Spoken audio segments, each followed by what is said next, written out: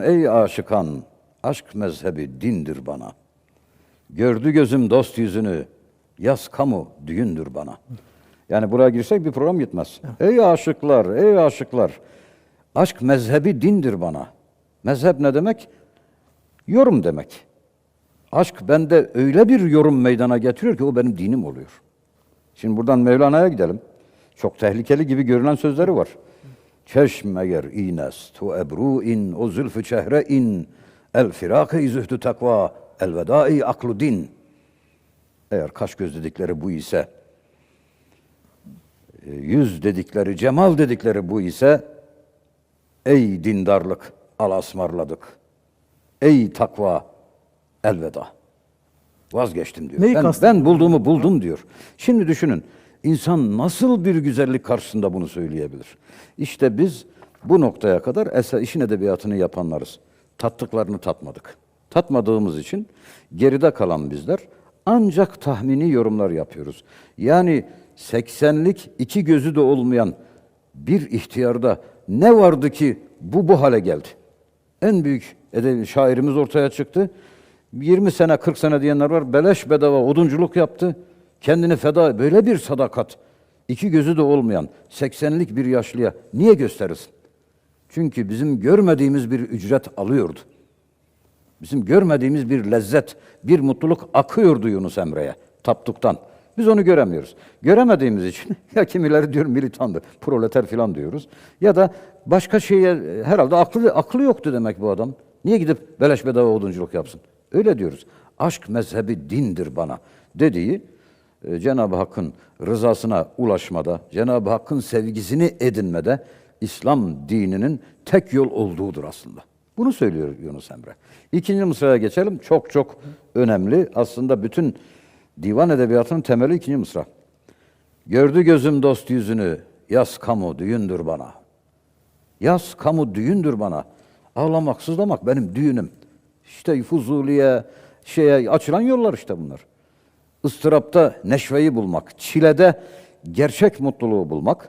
Bütün divan şiirinde, mesela Yunus ne diyor? Az önce okudum sanıyorum. Bir derdim var, bin dermana vermezem. Derman ne ki? Bu dert bende kalsın. Yaz kamu, düğündür bana. Yine Yunus Emre söylesin. Ne şirin dert bu, dermandan içer o. Bu ne kadar tatlı bir dert. Derman ne ki bunun yanında? Nedir o dert? Seni sevmek.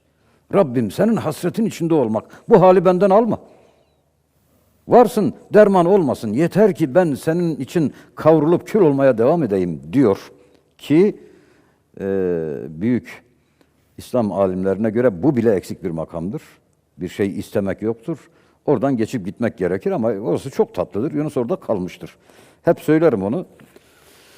Bir mana büyüğü tamamen kerameten bilmiyordu. Zahiri alemde, sebepler alemde bilmemesi gerekiyordu.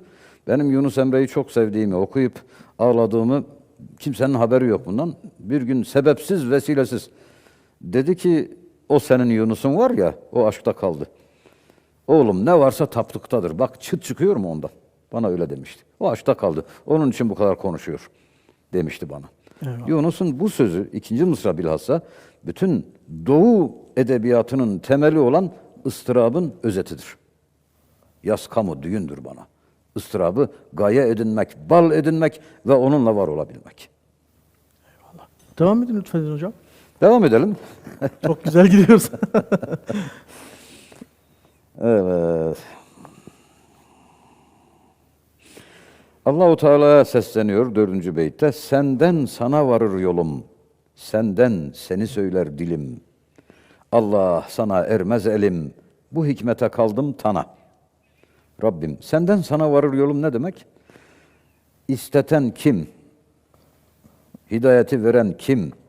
O sevgiyi Yunus'un gönlüne indiren, Yunus'u söyleten kim? Senden sana, ilk baştan Allah yapıyor bunu. Senden sana varır yolum. Senden seni söyler dilim. Yunus'un Allahu Teala, Allah'ı övmek için söylediği ilahileri söyleten kim? Üstadım vardır benim, bana söz kandan diyordu ya Yunus Emre. Bu mısrada Hayali Bey'in diyor ya, atarlar tiri maksudu, nedendir yayı bilmezler. Maksud okunu atarlar ama o yay nedir? Asıl atan kimdir? Onu görmezler. Allah sana erme. Böyleyken seni bu kadar överim, bu kadar seni severim, sana ermez elim. Şimdi mutlak hakikat şudur. Cenab-ı Allah'a sonsuz derecede yaklaşmak vardır ama varmak yoktur. Çünkü kulsunuz. Ve en büyük kulluğun sonu son peygamberdir. Ve Allah'a yaklaşmanın en ileri noktası Miraç hadisesidir.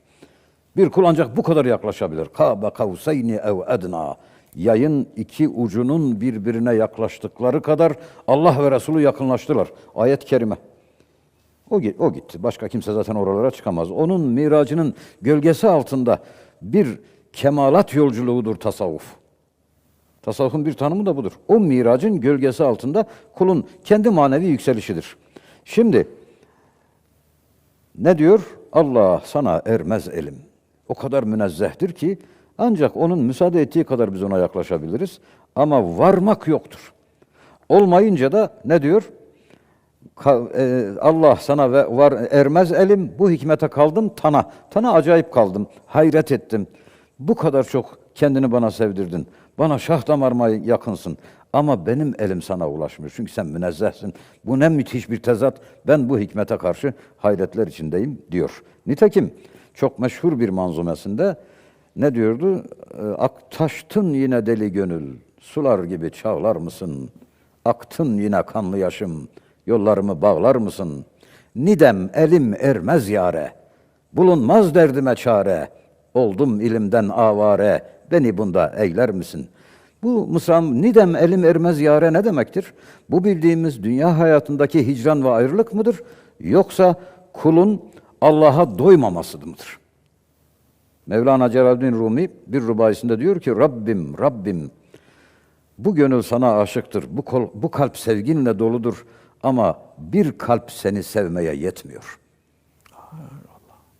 Keşke bende binlerce kalp halk etseydin de her biriyle ayrı ayrı sana aşık olsaydım. Bu Mevlana'nın bir rubayisinden. Fuzuli ne diyor? Ey bi vefa ki adet oluptur cefa sana. Billah cefadır olma demek bi vefa sana. Bin can olaydı kaşki meni dil şikeste de ta olaydım her biriyle bin kez feda sana. Aynı şey işte. Allahu Teala'yı sevmek, o aşk içinde kavrulmak ama ulaşamamak. Çünkü kulsun. Kulsun. Allah o kadarına müsaade ediyor. Evet, son beyte geçelim. Atlıyorum çünkü bunlara yetmez yani konuşma. Yunus seni din edindi. Din nedir iman edindi. Aşka bugün yarın ne olur? İşi nedir önden sonra? Yunus seni din edindi ne demek? İlahi ente maksud ve rızayke matlub demek. Allah'ım sen maksudumsun ve rızan istediğimdir. Din bu. Zaten bütün İslam dini bunu anlatmıyor mu bize? Bütün peygamberler bunun için gelmedi mi? Ondan başka ilah yok. Öyleyse sadece onun hoşnutluğunu kazanmak insan olmanın ufku olmalı. Bunu bize öğrettiler. Yunus seni din edindi. Din nedir? İman edindi. O kadar sindirdi içine. Aşka bugün yarın ne olur? İşi nedir önden sonra? Aşkın olduğu yerde nice filozofların, büyük kafaların üstesinden gelemediği zaman kavramı bile aşkın olduğu yerde pes ediyor. Aşkın olduğu yerde zaman diye bir şey yok. İbn-i Vakt olmak diye bir kavram vardır. Nedir bu? Zamanın üstüne çıkmak. Zamanın dışına çıkmak. Zaman elinde bir oyuncak. Ezel, ebed kavramları artık başlangıç ve sonuç. Başlangıçtan zamanın her şeyin yaratılmasından öncesi ezel. Kıyametten sonrası ise ebed. Bu kadar. Kafamız bu kadarını ancak idrak edebiliyor. Bu Cenab-ı Hakk'ın azametiyle halk ettiği, önümüze serdiği muhteşem bir bilmece. Ancak bu bilmece aşkla hallolur. Aşkla çözülür. Aşkın olduğu yerde ezel ebed diye bir şey de yok. Dolayısıyla aşık olan kişi için dün, bugün, yarın ne demektir? Hayali Bey ne diyordu? Duzeh azabın anma ey zahit. Ki bunlar İbn-i Vakt oldu, gam-ı ferdayı bilmezler. Ey zahit, gel tasavvuf erbabına, sufilere cehennem azabından bahsetmeye kalkışma.